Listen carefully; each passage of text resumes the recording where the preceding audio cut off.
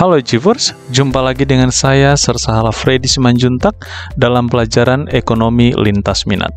Kali ini kita akan belajar tentang lembaga-lembaga kerjasama ekonomi internasional. Sebelum kita mempelajari lebih mendalam, maka kita perlu mengetahui apa yang menjadi bentuk-bentuk kerjasama ekonomi internasional.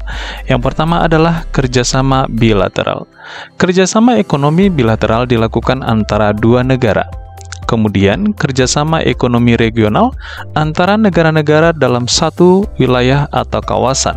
Dan yang ketiga adalah kerjasama ekonomi multilateral dilakukan oleh banyak negara. Kerjasama ekonomi liberal dapat kita lihat contohnya. Yang pertama adalah Indonesia dengan Jepang. Adanya ekspor-impor dan adanya bantuan pembangunan tingkat pemerintah dan investasi swasta dari Jepang ke Indonesia. Kemudian antara Indonesia dengan India, adanya ekspor-impor minyak sawit, kacang mentah, daging sapi. Kemudian Indonesia dengan Belanda, perdagangan, investasi, kegiatan kelompok kerja atau Pokja di bidang energi, pertanian, kehutanan, perikanan, serta riset dan teknologi. Begitu juga dengan kerjasama di bidang ekonomi, perdagangan, dan investasi. Kemudian kita akan melihat contoh dari kerjasama ekonomi regional. Lembaga-lembaganya adalah yang pertama ASEAN, Association of Southeast Asian Nation. Yang kedua adalah AFTA, ASEAN Free Trade Area atau kawasan perdagangan bebas ASEAN. Yang kedua adalah European Union atau Uni Eropa. Kemudian NAFTA, North American Free Trade Agreement, kawasan perdagangan bebas Amerika Utara seperti Kanada, Amerika Serikat, dan Meksiko. G8, Group of Eight, forum ekonomi politik negara-negara industri utama di dunia seperti Kanada, Jerman, Prancis, Italia, Jepang, Inggris, Rusia, dan Amerika Serikat. Kemudian APEC, Asia Pacific Economic Cooperation.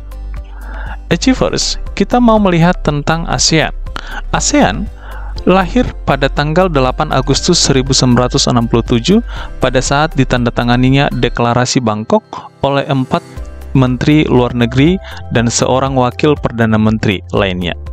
Selanjutnya, kita akan melihat pendiri ASEAN, yaitu Adam Malik dari Indonesia, S. Rajaratman dari Singapura, Tun Abdul Razak dari Malaysia, Narcisco Ramos dari Filipina, Tanat Koman dan dari Thailand.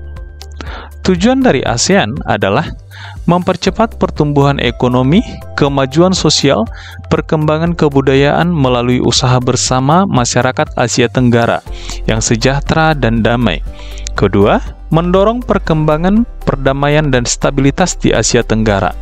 Yang ketiga, meningkatkan kerjasama yang aktif dan saling membantu di bidang sosial, ekonomi, kebudayaan, teknologi, dan administrasi. Yang keempat, menciptakan usaha-usaha yang efektif guna meningkatkan pemanfaatan dalam bidang pertanian, industri, perdagangan, termasuk perdagangan internasional, perbaikan sarana dan prasarana, pengangkutan, dan komunikasi. Kemudian, mempertinggi taraf hidup masyarakat di wilayah Asia Tenggara. Yang kedua adalah AFTA. AFTA merupakan suatu kesepakatan dalam bidang ekonomi mengenai sektor produksi lokal di negara-negara ASEAN.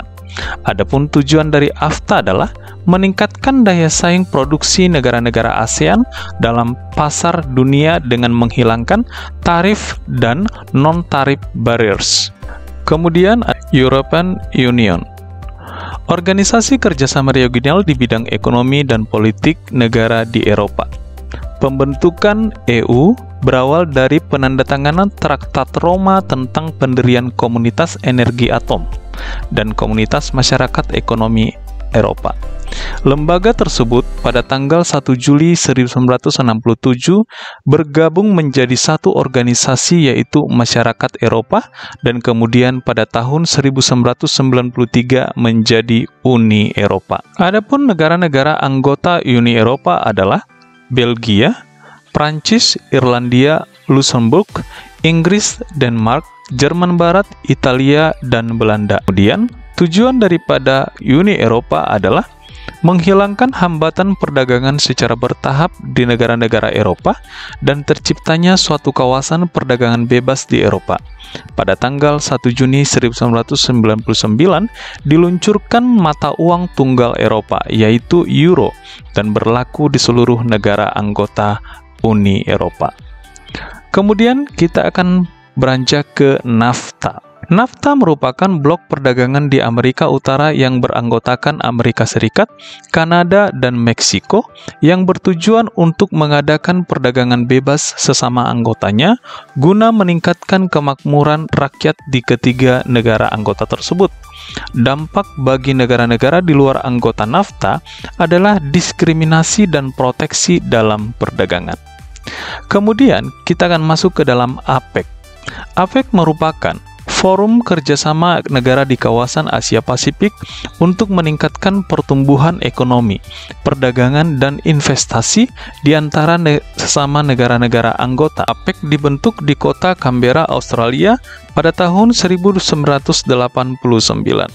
Anggota APEC di antaranya adalah Amerika Serikat, Kanada, Meksiko, Chili, Jepang, Hong Kong, Korea Selatan, Taiwan, Tiongkok, Indonesia, Thailand, Filipina, Malaysia, Singapura, Brunei Darussalam, Papua Nugini, Selandia Baru, dan Australia.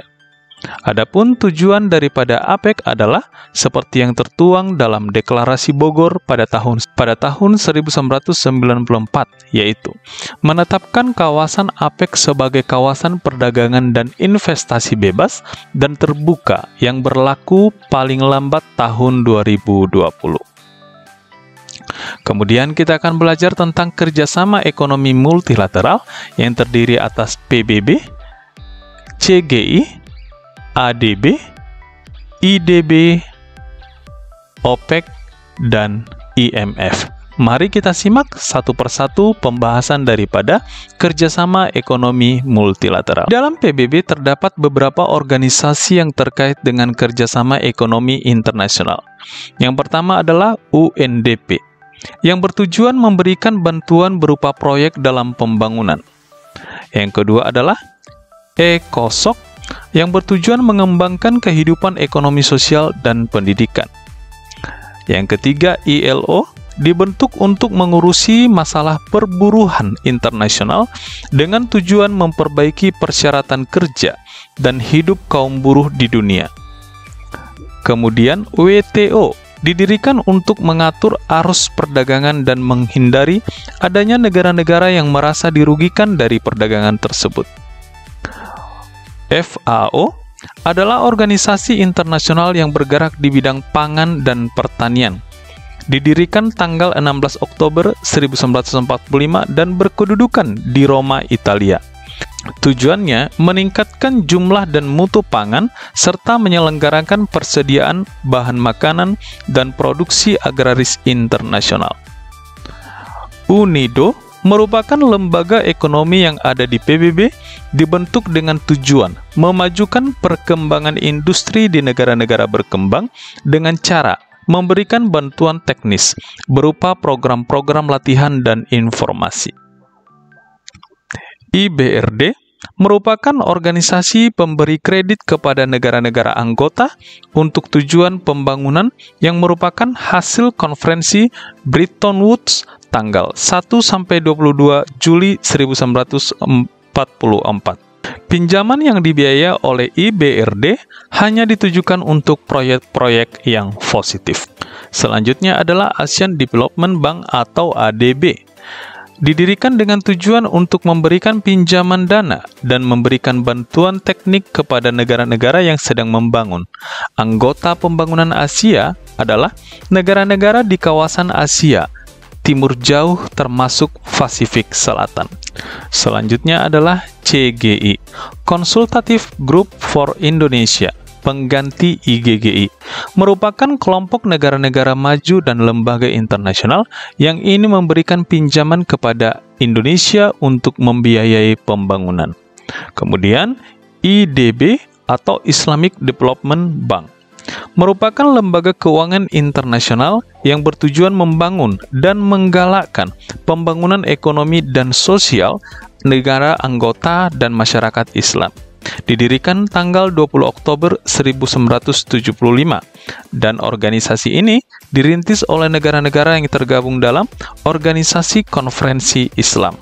Bertujuan membantu pembangunan ekonomi dan sosial bagi negara-negara anggota dan masyarakat Islam dengan cara memberikan pinjaman dengan syarat-syarat lunak. OPEC adalah negara pengekspor minyak yang didirikan 14 September 1960 di Baghdad atas prakarsa negara Irak, Iran, Kuwait, Saudi Arabia, dan Venezuela. Tujuan dari OPEC adalah menjaga kestabilan harga minyak di pasar internasional, menaikkan pendapatan negara anggota dari sektor minyak bumi, menghindarkan persaingan sesama negara anggota, dan mengusahakan untuk memenuhi kebutuhan minyak dunia. Dan yang terakhir adalah IMF atau International Monetary Fund, merupakan organisasi negara-negara yang bergerak di bidang keuangan atau moneter. IMF lahir setelah adanya konferensi Bretton Woods pada bulan Juli 1944. Adapun tujuan daripada didirikannya IMF adalah menjadi pusat permanen guna pertemuan-pertemuan dan perundingan untuk mencapai kerjasama internasional, membantu memperluas perdagangan internasional, mengusahakan tercapainya kestabilan kurs valuta, memberi kepercayaan kepada negara anggota, serta membantu negara-negara anggota untuk mengatasi ketidakseimbangan dalam neraca pembayaran luar negeri. Achievers, demikian pelajaran kita pada pagi hari ini tentang lembaga-lembaga kerjasama ekonomi internasional. Untuk lebih jelasnya, silakan membaca buku Lensa Kegiatan Ekonomi halaman 183 sampai halaman 185. Sampai bertemu minggu depan, dan saya ucapkan terima kasih.